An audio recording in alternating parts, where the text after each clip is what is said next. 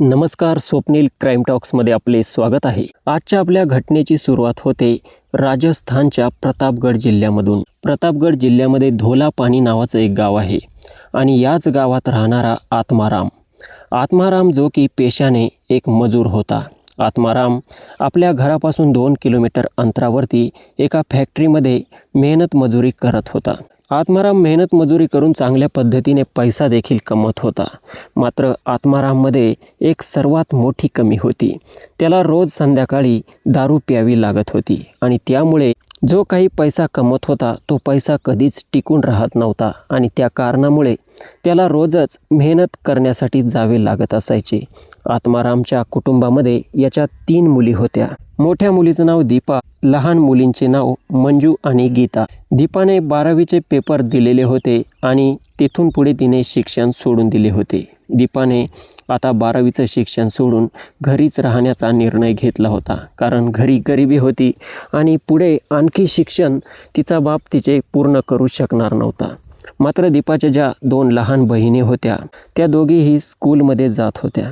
आता दीपा विचार करू लागते की तिला देखील तिच्या वडिलांची मदत केली पाहिजे, वडिलांप्रमाणे मेहनत मजुरी केली पाहिजे। आणि ही दीपा जेव्हा आपल्या वडिलांना आत्माराम यांना बोलते की मी देखील तुमच्यासोबत काम करेल, तर आत्माराम देखील खुश होतो आणि बोलतो ठीक आहे, या दोघी शाळेत जाता आपण दोघांनी जर मजुरी केली तर पैसा चांगला भेटेल आणि आपलं घर खर्च चांगला चालेल। आणि त्यानंतर आत्माराम आपली मुलगी दीपाला घेऊन त्या फॅक्टरीमध्ये जातो, मालकांसोबत बोलतो आणि मालक दीपाला देखील कामावरती ठेवून घेतात। आता आत्माराम आणि दीपा दोघेही कामावरती जाऊन मेहनत करत असायचे आणि आत्मारामच्या 2 लहान मुली या शाळेमध्ये शिक्षण घेत असायच्या। मात्र मी आपल्याला सुरुवातीला सांगितले की आत्मारामला दारू पिण्याचं व्यसन होतं आणि पुढे चालून हे व्यसन आणखी वाढत गेलं। हा फॅक्टरीवरती देखील व्यसन करून जाऊ लागला। तर फॅक्टरी मालकाच्या जेव्हा लक्षात आलं तेव्हा फॅक्टरी मालकाने याचं चालचलन चरित्र बघून आत्मारामला नोकरीवरून काढून टाकलं आणि दीपा आत्मारामचीच मुलगी आहे म्हणून दीपाला देखील नोकरीवरून काढून टाकले। आता या दोघांकडे कसलंही काम नव्हतं। आता दोघेही घरीच बसून राहत होते। घर खर्चासाठी प्रॉब्लेम येत होता। आत्मारामच्या व्यसनामुळे घरामध्ये पैसा देखील नव्हता। आता दीपा बोलते की आता पुढे काय करायचं। आत्माराम बोलतो की घाबरू नको, चिंता करू नको, मी काहीतरी बघतो। आणि त्यानंतर हा आत्माराम दुसऱ्या दिवशी सकाळी त्यांच्या गावातच राहणारा एक मोठा जमीनदार असतो ज्याचं नाव असतं किशनलाल। आत्माराम किशनलालकडे जातो। किशनलाल आपल्या घरामध्ये बसून हुक्का पाणी पीत असतो, नशा करत असतो। आत्माराम जसा जातो त्यांना बोलतो की मालक, मला काही काम मिळेल का, माझी नोकरी गेली आहे। तर जो किशनलाल जमीनदार असतो याला नशा झालेली असते आणि हा आत्मारामकडे बघून हसून बोलतो की बरं झालं तू योग्य वेळेवरती आला, तुला काम नक्की मिळेल, कारण कालच माझा नोकर हे काम सोडून गेला आहे, माझ्या शेतामध्ये तू काम करू शकतो। आणि त्यानंतर किशनलाल हा आत्मारामला आपला नोकर बनवून घेतो, त्याला लगेच दारूची बॉटल आणण्यासाठी सांगतो। किशनलाल पायीनेच त्या ठिकाणावरून 1 किलोमीटर अंतरावरती जाऊन किशनलालसाठी दारूची बॉटल घेऊन येतो आणि तिथून पुढे आत्माराम किशनलालच्या जमिनीमध्ये काम करू लागतो, मेहनत करू लागतो। त्या बदल्यात किशनलाल त्याला महिन्याचे 11,000 रुपये देऊ लागला होता। असेच 2 महिने गेल्यानंतर एक तारीख येते, 10 फेब्रुवारी 2026चा दिवस असतो। सकाळचे 8 वाजलेले असतात। आत्मारामच्या ज्या 2 लहान मुली होत्या मंजू आणि गीता, दोघीही स्कूलमध्ये जाण्याच्या तयारीला होत्या। आणि त्यानंतर हा आत्माराम आपल्या मोठ्या मुलीला दीपाला बोलतो की दीपा, आज तुला देखील माझ्यासोबत शेतात यावे लागेल, कारण शेतामध्ये खूप काम आहे, दोघे मिळून ते काम करू आणि लवकर काम आटोपल्यानंतर आपण घरी येऊ शकतो। दीपा बोलते ठीक आहे, काही हरकत नाही। आणि त्यानंतर आत्माराम लगभग 9 वाजेच्या दरम्यान आपल्या मुलीला, मोठ्या मुलीला दीपाला घेऊन त्या जमीनदार किशनलालच्या शेतामध्ये घेऊन जातो आणि तेथे कामास सुरुवात करतो। आता लगभग 1 वाजेचा टाईम असतो, तर हा किशनलाल जमीनदार आपल्या शेतावरती येतो। शेतावरती आल्यानंतर तो बघतो की आज त्याच्या शेतामध्ये फक्त आत्माराम नाही तर आत्मारामने त्याच्या मुलीला दीपाला देखील आणलेलं असतं। किशनलाल जो असतो हा देखील एक व्यसनी व्यक्ती असतो आणि त्या दीपाला जेव्हा हा किशनलाल बघतो त्याची नियत त्या दीपावरती खराब होते। आता किशनलालने मनात ठरवून टाकलेलं असतं की ह्या मुलीला काही झालं तरी मिळवायचं। किशनलाल आत्मारामला आपल्याकडे बोलावून घेतो. आत्माराम धावत पळतच मालक मालक करत येतो आणि त्यानंतर किशनलाल बोलतो की मला दारूची तलब झाली आहे, तू माझ्यासाठी एक काम करू शकतो का, दारू घेऊन येऊ शकतो का. आत्माराम बोलतो की मालक मी तुमचा नोकर आहे, मी बिनधास्त तुमच्यासाठी गावात जाऊन दारूची बॉटल घेऊन येतो. आणि त्यानंतर हा आत्माराम पायीनेच त्या ठिकाणावरून शेतामधून निघतो आणि गावाकडे जाऊ लागतो. गाव लगभग त्या ठिकाणावरून 1 किलोमीटर अंतरावरती असते. आता जसा हा आत्माराम तेथून निघून जातो, आत्मारामची मुलगी दीपा एकटीच त्या शेतामध्ये काम करत असते.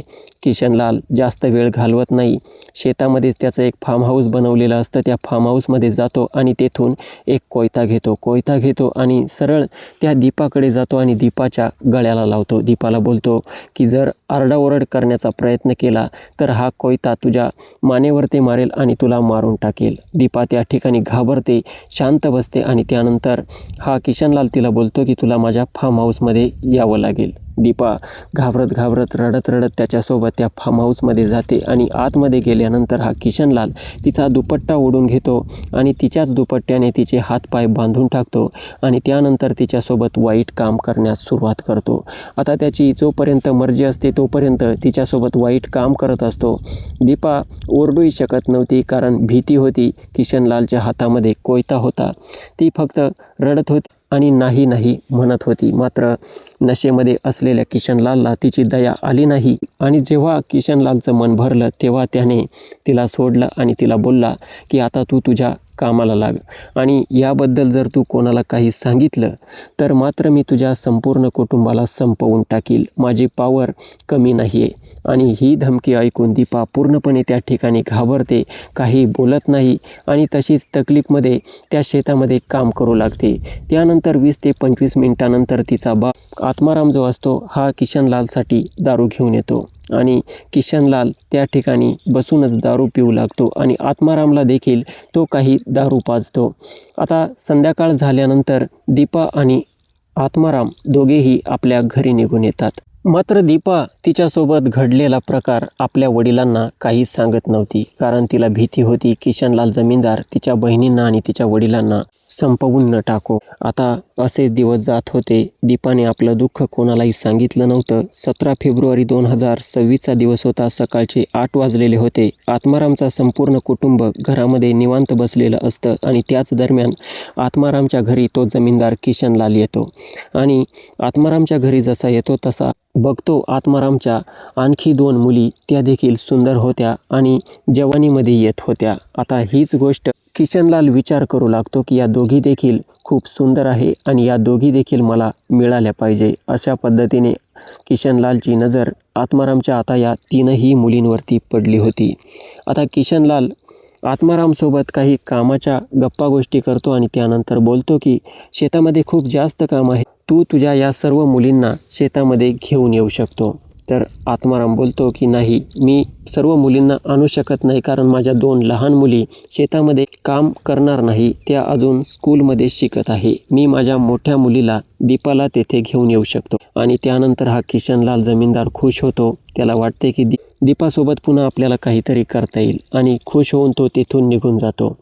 आता जसे लगभग 9-10 वाजतात. 9-10 वाजेच्या दरम्यान हा आत्माराम आपल्या मोठ्या मुलीला दीपाला बोलतो की तुला आज देखील माझ्यासोबत शेतात यायचं आहे.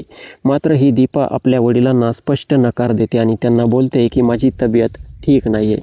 तर आत्माराम मंजूला बोलतो की तू माझ्यासोबत चल आणि त्यानंतर ही दीपा आपल्या वडिलांना बोलते की नाही, शेतात येणार नाही, तुम्ही एकटेच जा. तर आत्माराम बोलतो मला देखील आता मेहनत मजुरी करायचं शिकायला पाहिजे, कारण ती देखील आता मोठी होत आहे, तिने देखील काम केलं पाहिजे. दीपा नकार देत असते, मात्र आत्माराम ऐकत नाही आणि आपल्या 2 नंबरच्या मुलीला मंजूला घेऊन शेतामध्ये जातो. शेतामध्ये जाऊन काम सुरू होते आणि जसे लगभग सकाळचे 12 वाजतात. 12 वाजता जमीनदार किशनलाल त्या शेतामध्ये येतो आणि शेतात आल्यानंतर तो बघतो की आज आत्मारामने दुसऱ्या मुलीला आणला आहे. दुसरी मुलगी देखील जवान होत आहे आणि दिसायला देखील सुंदर आहे, आकर्षक आहे. किशनलाल आपल्या एका मित्राला कॉल करतो ज्याचं नाव असतं राम भगत. राम भगत हा देखील एक खूप मोठा जमीनदार असतो आणि किशनलालचा चांगला मित्र असतो. राम भगतला कॉल करतो आणि त्याला दारूच्या ठेक्यावरून एक खांबा घेऊन येण्यास सांगतो. राम भगत एक मोठा खांबा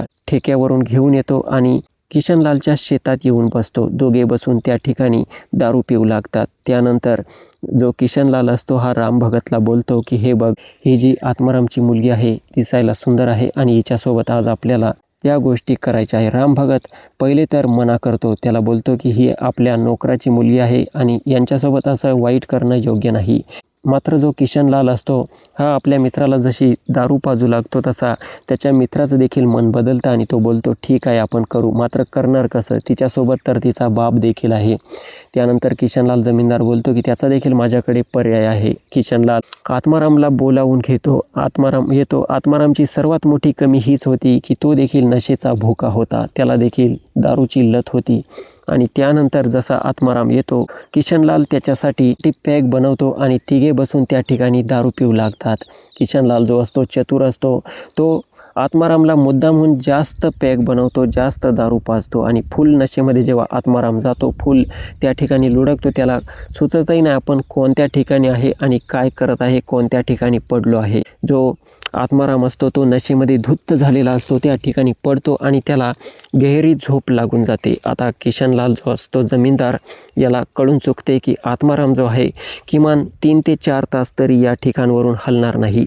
आणि नंतर तो राम भगतकडे इशारा करतो. राम भगत आणि किशनलाल जमीनदार दोघेही फार्म हाऊसमध्ये जातात आणि त्यानंतर हा जो किशनलाल असतो हा कोयता उचलतो आणि कोयता घेऊन त्या काम करणाऱ्या मंजूकडे जातो. मंजूच्या गळ्याला कोयता लावण्यात येतो आणि दोघेही तिला धमकावू लागतात. तिला बोलतात की तू शांत बसायचं, अजिबात आरडाओरड करायचे नाही, नाहीतर येथे तुझ्या बापाला देखील संपवून टाकू, तुला देखील संपवू आणि तुझ्या 2 बहिणींना देखील संपवून टाकू. जी मंजू असते ती घाबरते, मायूस होते, काही बोलू शकत नव्हती ना ओरडू शकत नव्हती. आता तिला ते फार्म हाऊसमध्ये घेऊन जातात आणि त्यानंतर दोघेही तिच्यासोबत क्रूर कृत्य करू लागतात. मंजू फक्त रडत होती, ओरडत होती, नकार देत होती. मात्र नराधम हे ऐकणार नव्हते.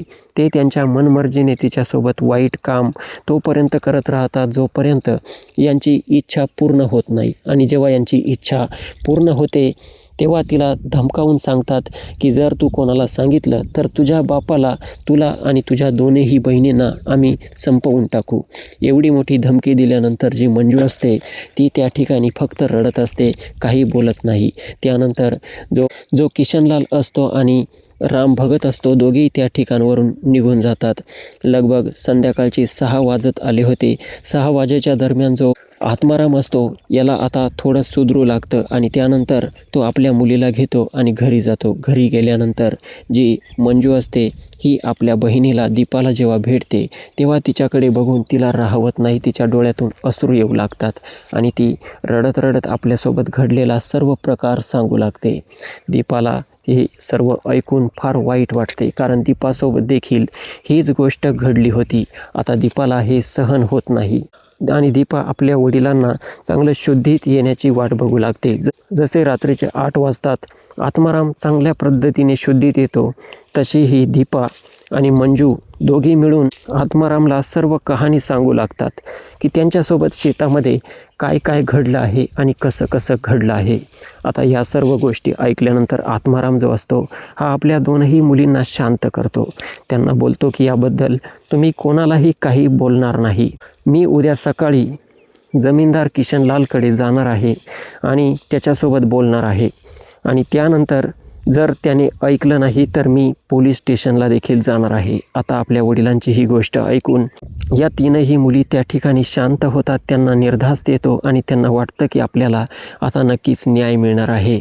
आता ती रात्र कशी तरी जाते. सकाळ झाल्यानंतर आत्माराम उठतो. अंघोळ करून 8 वाजताच जमीनदार किशनलाल यांच्याकडे जातो. किशनलालकडे जसा जातो तसा किशनलालला आवाज देऊन घराबाहेर बोलावतो आणि त्याला बोलतो की किशनलाल, तू माझ्या मुलींसोबत फार वाईट काम केलं आहे आणि याबद्दल मी तुला सोडणार नाही.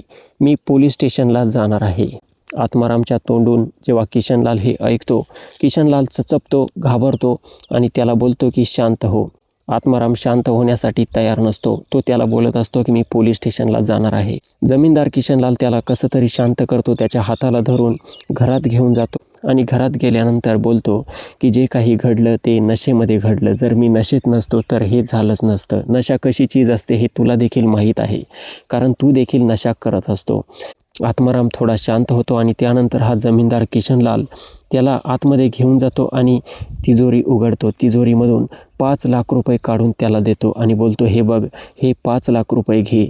या पैशात तुझ्या मुलींची इज्जत तर परत येणार नाही, मात्र माझ्याशिवाय, राम भगतशिवाय आणि तुझ्या मुलींशिवाय याबद्दल कोणाला काही माहीत नाही. तू हे 5 लाख रुपये घे. तुझे जीवन अतिशय चांगले होऊ शकते. तुला हे पैसे खूप कामी येतील. पोलीस स्टेशनला जाऊन काही होणार नाही. आणि एवढं सर्व समजून सांगितल्यानंतर जो आत्माराम असतो, एवढे पैसे बघून त्याचा जमीर पूर्णपणे मरतो. पैसे बघून त्याला लालच येते.